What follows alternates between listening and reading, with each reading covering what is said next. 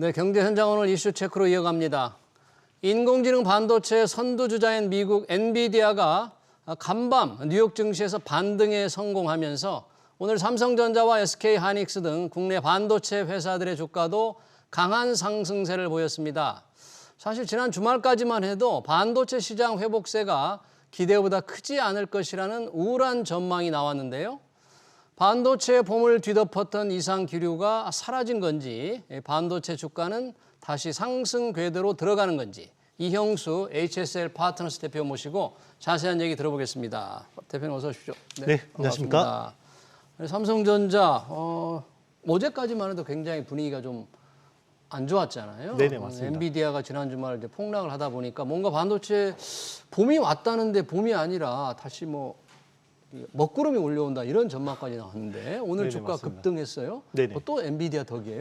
네, 맞습니다. 엔비디아만? 엔비디아 덕분에 울고, 덕분에 또 웃고 하는 건데요. 예. 그게 그만큼 지금 반도체 사이클이 독특한 겁니다. 독특하다. 예, 사이클이. 맞습니다. 작년부터 이제 반도체 섹터가 상승하긴 했는데 네.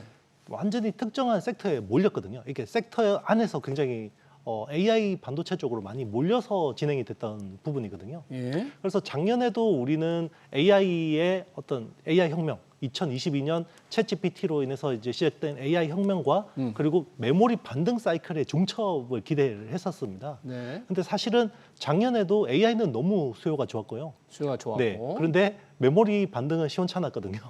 근데 이제 어쨌든 작년 4분기부터 반등은 시작했어요. 그래서 업 사이클이 왔고 메모리의 네, 맞습니다. 시장, 예. 그래서 지금 상승 사이클이 지속이 되고 있는데 그럼 최근에 왜 불안감이 예. 가중됐냐면 너무 높았어요, 불안감이. 맞습니다. 왜요? AI는 좋아요.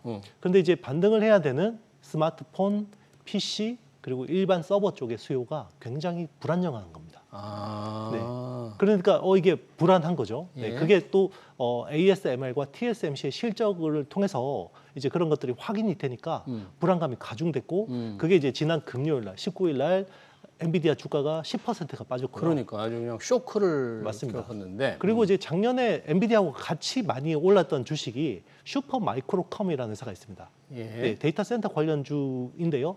여기가 23%가 빠졌습니다.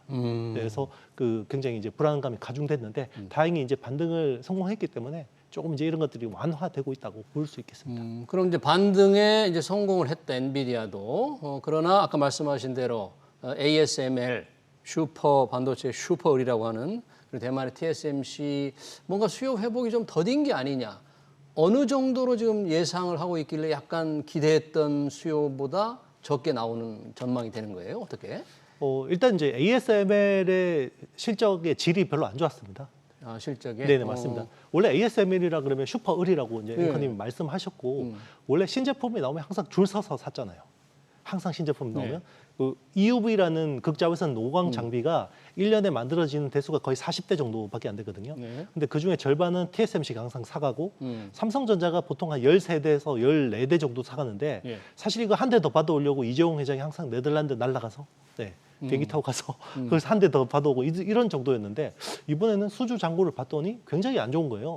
네, 그런 부분에서 이게 반도체 업황이 생각보다 되게 안 좋구나라고 이제 불안감이 가중됐던 부분이고요. 예. 그리고 TSMC 같은 경우도 원래 당초 이번 실적은 잘 나왔습니다. 근데 향후의 전망에 대한 가이던스를 좀 하향 조정하면서 이게 반도체 업황이 불안정하구나 이런 이제 걱정을 하게 된 거죠. 네, 그럼 그 반도체 업황이 좀 불안하다는 거는 그렇게 하루 이틀 새에 바뀌지는 않았을 텐데 뭐 주가가 하루에 반등했다고 해서 그런 큰 전망까지 바뀌는 건 아니잖아요. 맞습니다. 어떻게 보십니까? 그런 PC라든지 스마트폰이라든지 서버 쪽에서의 이 반도체 수요가 우리가 봄이 왔다. 이렇게 활짝 기대를 할 정도가 좀 안 되는 건가요, 지금? 이게 어떻게 보면 돌고 돌아서 다시 미국 금리 영향이라고 볼 수 있는 건데요. 미국 금리. 네. 이게 수요의 특성이 좀 다릅니다. 지금 AI라는 거는 빅테크들이 새로 뜨는 기술에서 이거를 선점하지 않으면 자기들이 도태될 수 있거든요. AI 혁명에서 도태될 수 있기 때문에 이거는 돈이 있건 없건 투자를 해야 되는 부분이고요. 그리고 이제 지금 스마트폰이나 PC나 그리고 일반 서버 같은 경우는 어떤 경기에 영향을 받습니다. 왜냐하면 기업들의 개인들의 어떤 지불 여력이잖아요. 근데 이게 당초 올해 금리가 3번 내려갈 그렇죠. 거라고 생각했는데 지금 미국 경제가 너무 좋죠. 이번에 IMF가 4월에 경제 전망에 대해서 내놨는데 당초 올해 미국 경제 성장률 전망이 2.1%였는데 예. 이게 2.7%로 상향 조정했습니다. 그리고 0.6%가 뭐 대수냐라고 생각할 수 있는데 미국 지금 GDP 규모가 28조 달러거든요. 네. 거기서 0.6%가 늘어나는 거기 때문에 이제 그러면 이제 저렇게 경제가 탄탄하니까 금리를 인하하지 않을 수도 있고 그거는 결국 소비 여력에 영향을 미치는 겁니다. 그래서 스마트폰이라든지 PC라든지 또는 서버 투자 쪽에서는 조금 수요가 네네, 맞습니다. 예상만큼 늘지 않을 것이다. 맞습니다. 그런 약간의 좀 우울한 전망이네요. 그렇죠. 그런 게 있다. 그런데 엔비디아 주가가 이제 어제 오늘 이렇게 좀 반등세로 돌아선 것은 인공지능 반도체 수요는 여전히 계속된다. 네네, 그러면 맞습니다. 엔비디아 주가는 이제 폭락의 쇼크를 딛고 확실하게 반등에 성공했다. 아니면 어떻게 봐야 될까요? 이거는 그럼. 일단 이번에는 저는 충분히 반등을 할 거라고 보고 있어요. 예. 네, 뭐 엔비디아가 이 AI 혁명에서 중요한 핵심적인 키를 쥐고 있는 회사는 확실하거든요. 예. 그런데 이게 엔비디아 주도의 주가 상승이 벌써 지금 1년 6개월째 이어져 오고 있습니다. 그러니까 지금 AI라고 하는 우리가 투자가 몰리는 부분들은 AI 서비스와 그리고 그 AI 서비스를 구현하기 위한 예. 그 데이터 센터죠. 데이터 센터에 들어가는 반도체 칩이 부족한 거거든요. 예. 그게 이제 컴퓨팅 파워를 높이기 위한 부분들인데 이게 인프라 사이클 가지고 1년 6개월 왔으면 여기서 뭔가 더 새로운 모멘텀이 붙어주지 못하면 이건 여기서 더 뻗어나가기는 쉽지 않다라고 대다수 투자자들이 생각을 하는 거고요. 예. 그럼 여기서 어떻게 더 뻗어나가야 되냐? 이제는 데이터 센터 좋고 뭐 이런 가속기 좋은 건 알겠는데 이게 결국 디바이스 단으로 나와야 됩니다. 네. 그래서 우리가 이야기하는 온 디바이스 AI라는 컨셉이 여기서 나오는 거고요. 온 디바이스, 뭐 맞습니다. 스마트폰에 인공지능이 맞습니다. 그렇습니다. 들어가는 거. 그러니까 그 스마트폰이나 PC에 PC. AI가 적용이 돼서 이게 소비를 뭔가를 불러일으켜야 되죠. 우리가 뭐 바꿔야 될 이유가 생겨야 되는 겁니다. 그게 올 6월에서 되게 중요한 이벤트인데요. 6월에? 네네. 왜 6월이에요? 6월에 중요한 회사 두 개가 온 디바이스 AI에 대한 방향성을 제시를 합니다. 어느 회사가요? 일단 애플이 6월에 WWDC라고 해서 세계 개발자 회의를 진행을 합니다. 애플. 네, 예. 그게 이제 애플이 올해 가을에 출시하는 아이폰 16 시리즈에서 온 디바이스 AI 기능이 굉장히 강화될 걸로 추정이 되고 있거든요. 예. 거기에 대한 방향성이 이번 행사에서 나오고요. 그리고 또 한 회사가 또 중요한 회사가 있는데 예. 퀄컴이라는 모바일 칩셋 업체입니다. 예.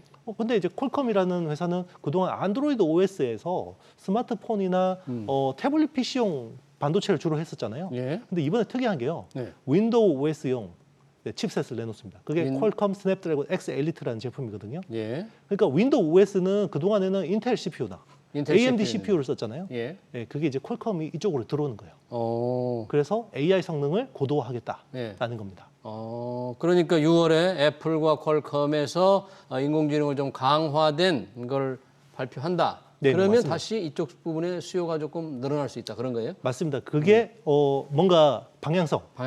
저것 때문에 AI 때문에 우리가 디바이스를 사야겠구나라는 뭔가 힌트를 준다 그러면 하반기에도 AI 모멘텀이 더 갈 수 있다고 보고 있고요. 예. 이게 더 길게 가면 내년 상반기까지도 좋아질 수 있다고 생각합니다. 내년 네, 상반기까지. 그런데 이번 행사에서 그냥 별로 생각한 것보다 별론데? 라는 반응이 나온다 그러면 이게 이제 아무래도 미국 대선 영향도 있고요. 좀 조정이 있지 않을까라고 생각을 하는 거죠.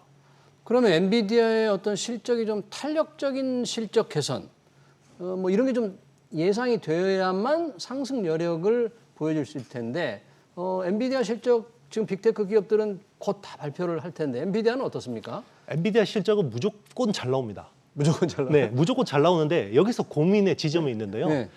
사실 지금은 엔비디아가 실적이 잘 나올 건 다 알고 있어요. 저도 알고 앵커님도 알고 있습니다. 근데 중요한 거는 주가라는 거는 상승률이거든요. 상승률. 예, 상승하는 거는 당연한 거고 상승률이 결국 주가의 동조화 경향이 강한데요. 예. 지난 분기 실적을 한번 보자고요. 예. 지난 분기 실적에 엔비디아가 전년 대비해서 매출이 265%가 증가했고요. 그리고 AI 가속기, 데이터 센터 쪽 매출이 전년 대비해서 409%가 증가했어요. 워낙 상승률이 높았는데. 그러니까 이번 다음 분기 실적에서 과연 409%를 이길 수 있냐? 예, 그게 이제 고민의 지점인 거죠. 절대 실적보다는 증가율이 과연 나올 수 있느냐, 그게 고민거리다. 맞습니다. 지금 사실 엔비디아 얘기할 때마다 우리 삼성전자 엔비디아 영향을 이렇게 받는데 이 고대역폭 메모리 경쟁, 지금 현재는 SK 하이닉스만 엔비디아 공급을 하고 있는데 SK 하이닉스와의 경쟁에서 삼성전자 뭐 추격을 못 하는 겁니까 지금? 작년 원래 9월에 나와야 되는 거죠. 네. 원래 삼성이 네. 경기현 사장이 사실은 공언을 했었는데 안 나왔죠. 그래서 지금 당초 계획보다는 6개월 정도가 지연된 상황인데 이번에는 들어갈 거라고 보고 있습니다. 이번에는 이번에 예. 들어갈 거라고 보고 있는데 예. 그런데 여기서 중요한 거는 결국 SK 하이닉스가 선점한 이 시장을 삼성전자가 먼저 마켓 시어를 많이 뺏어오기 위해서는 결국 품질과 수율이라는 이슈가 있는데 예. 그걸 얼마나 충족시켜 줄 수 있을지가 좀 걱정이 되는 거죠. 걱정이 된다. 오히려 우리가 기대도 하지 않고 있던 마이크론이 오히려 더 공격적으로 마이크론 네. 테크놀로지가 네, 맞습니다. 마이크론이 오히려 삼성보다 더 공격적으로 우리가 잘할 수 있다라고 이야기를 하는 상황이니까 네. 이제 조금 이제 이게 마냥 이렇게 안도할 수는 없는 상황인 것 예. 같습니다. 그러면 메모리 부분에 이게 미국의 어떤 경기가 워낙 좋아서 금리 인하가 늦어지는 데 따른 수요 증가세가 좀 더뎌진다. 또 HBM 경쟁에서 SK 하이닉스를 추격하는 게 상당히 버겁다. 삼성전자로서는. 삼성전자 주가는 어떨 것 같습니까? 지금 이제 조금 뭐 오늘 며칠 좀 오른다고 해서 뭔가 이 10만 전자, 11만 전자 기대감을 주다가 많이 좀 떨어진 상태인데 어떤 흐름을 보일 것으로 보세요, 그럼? 일단 지금 말씀드린 업황 자체는 그러니까 삼성전자의 내부적인 상황 자체는 별로 좋지는 않죠. 그런데 이게 반대로 저는 투자에서는 오히려 기회라고 보고 있습니다. 투자로서는 왜 네. 그렇죠? 왜냐하면 저도 그렇고 모든 사람들이 투자자들이 삼성전자에 그렇게 기대감이 크지가 않습니다. 아, 기대감 네, 자체가. 기대감이 크지 않기 때문에 오히려 SK 하이닉스 쪽에는 기대하는 것들이 너무 높은데요. 네. 삼성전자는 별로 기대하고 있지 않는데 조금만 잘해주면 주가는 오히려 더 올라갈 수 있는 여지가 있는 거죠. 아, 그런 측면에서. 맞습니다. 결국 이게 업황하고 투자의 관점이 약간 이게 좀 다를 수가 있는 게 여기서 네. 엇갈린다고 볼 수 있는 거거든요. 네. 네. 지금 이 10만 전자는 상당히 좀 높아 보이는데 이런 그 가기 위한 흐름 좀 기대해도 됩니까? 좀 장기적으로? 일단 기대하고 있습니다. 네. 그 10만 전자를 가기 위해서는 저는 선제 조건이 한 3개가 필요하다고 생각하거든요. 세 개나 뭡니까? 네네. 일단 당연히 지금 기존 전통 메모리 쪽은 당연히 잘할 거라고 생각해요. 올해부터 예. 좀 나아질 거라고 보고 있는데 여기서 뭔가 기대감을 주기 위해서는 HBM은 무조건 해야 됩니다. HBM? 그래서 그렇죠. 엔비디아 향으로 HBM 진입하는 게 되게 중요한 거고요. 확실하게 그게 첫 없어야 번째 되고. 키고요. 그리고 두 번째는 지금 엔비디아의 가속기, AI 가속기 수요가 너무 많은데 공급이 부족한 거는 결국 TSMC에서 파운드리를 못 해주고 있는 거예요. 근데 TSMC 파운드리 중에서도 후공정, 패키징. 패키징. 그게 지금 그 GPU하고 HBM이라는 요 독특한 구조를 만드는 캐파가 부족하거든요. 예. 그러니까 그거를 삼성전자가 이원화해 주면 돼요. 삼성이 그 기술은 있습니다. iCube라는 기술이 있거든요. 예. 그걸 가지고 TSMC의 그 코버스라고 하는 그 기술 대체를 하면 되는 건데 네. 그게 이제 두 번째 키가 될 수 있고요. 세 번째 키는 결국 선단 공정입니다. 선단 파운드리 쪽에서 선단 공정이고요. 예. 지금 TSMC하고 3나노를 놓고 기술 경쟁을 하고 있는데 예. 여기서 삼성전자가 트랜지스터 구조를 기존의 핀팻 구조에서 게이트 올 어라운드라는 새로운 구조를 도입했거든요. 예. 여기서 의미 있는 고객들, 적어도 퀄컴이라든지 AMD라든지 엔비디아 같은 고객을 유치한다 그러면 이게 충분히 10만 전자를 터치할 수 있지 않을까 생각합니다. 그러니까 HBM은 엔비디아 납품이 확실히 나와야 되고 네, 맞습니다. 선단 공정에서 파운드리에서 의미 있는 고객사를 반드시 확보를 해야 하고 패키징에서 네, 어드밴스드 패키징이라는 네. 그거를 이제 TSMC가 독점하는 거를 이원화를 해야 됩니다. 삼성전자도 할 수 네네. 있어야 된다. 맞습니다. 쉽지 않은 과제일 것 같은데요. 세 가지를 다 제가 진짜 쉽지 않은데 적어도 저는 HBM만 제대로 해도 주가는 정고점까지는 갈 수 있다고 생각합니다. HBM만 제대로 해야 되구나. 네네. HBM, 엔비디아, 젠슨 왕이 뭐 삼성전자 기술을 상당히 높게 평가를 했는데 실질적으로 납품이 되는가를 조금 확인해 보면 주가가 조금 올라갈 수 있다. 그런 얘기네요. 지금 엔비디아 아까 얘기도 했고 미국 그 테크 기업들의 실적도 했는데 이제 실적 발표가 계속 되잖아요. 이 네네, 실적 맞습니다. 발표가 일각에서는 미국의 빅테크 기업들의 주가가 조금 거품이다. 이게 좀 거품이 좀 꺼져야 되는 거 아니냐 이런 게 있는데 이걸 좌우하는 게 이번 실적 발표 아니겠어요? 어떻게 지금 예상이 되고 있습니까, 다들? 일단 이번 실적 발표에서 제일 주목할 회사가 두 개가 있습니다. 또 어디요? 마이크로소프트하고 메타 메타입니다. 메타가 곧 네네. 나오죠? 네네. 마이크로소프트하고 맞습니다. 메타. 예. 그 두 회사가 왜 중요하냐면요. 물론 이제 알파벳도 중요합니다. 알파벳도 중요한데 왜 이 그 회사들이 중요하냐면 AI를 가지고 돈을 버는 회사들이에요. 그러니까 AI를 가지고 돈을 버는 회사들인데 예. 이 회사들이 AI를 가지고 어떻게 비즈니스 모델을 안착시키는지 여부에 따라서 향후에 이 회사들이 돈을 잘 벌면 더 많은 투자 여력이 생길 거 아니에요. 예. 그러니까 AI 쪽에 더 많은 투자할 수 있는 여유가 생기고 유인이 생길 건데 예. 그게 이번 숫자에서 드러나야 된다는 거죠. 이번 숫자에서 네. AI로 돈을 버는 회사들이 그 숫자에서 실적이 좋아지는 게 나온다면 굉장히 빅테크 기업들이 다시 한번 맞습니다. 좀 한 번 더 또 AI 투자 붐이 더 지속될 수 있고요. 물론 방향성은 맞습니다. 무조건 이제 앞으로 투자를 많이 해야 되는 건 확실한 거고요. 예.